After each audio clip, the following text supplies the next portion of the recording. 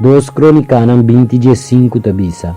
Não tenha medo ni desmanhar para motivo de uma multitud grande aqui, para sobre a batalha não está de bolso, mas de Deus. Láganos reza.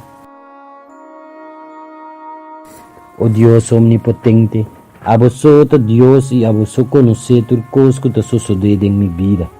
Você aguenta minha luta e minha tentação. Ora que me quer que o ursinho logra vencer minha tentação, nete ora é inimigo, tá volve vencer-me e me tá volve cair. Me tá em mim mesmo em uma batalha constante contra o diabo. Pero, meu querido Deus, vou conhecer meu coração e você é grande desejo que está viva em mim, para mim não cair e pecar contra você, meu Deus.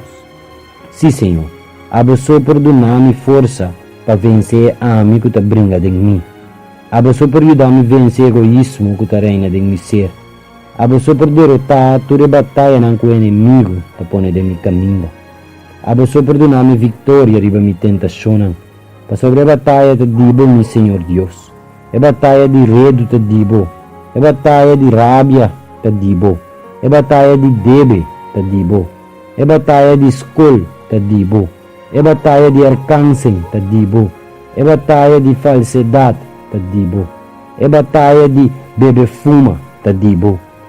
É batalha de droga te digo. É batalha de adultério te digo.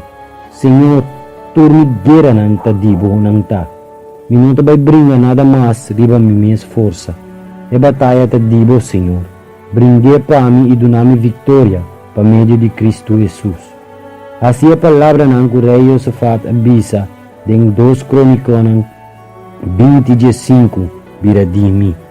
Oh sim, Senhor, boa palavra avisa, não tenha medo nem desmanhar, para motivo de uma multitud grande aqui, para sobre a batalha não está de bolso, mas de Deus. Danke-me, Deus Todo-Poderoso, para sobrar a Deus e não te perde nenhuma batalha. Danke, Senhor. Abandona-me seguridade e vitória riba turma tentação. Bendicionado seja o nome santo, agora e para sempre, em tua eternidade. Em nome de Jesus. Amém e amém. Boa palavra, tá sim e amém. Danke, Senhor. Assim está. Amén. Y Cristo nos dijo, orad siempre, siempre, porque la respuesta está en la oración.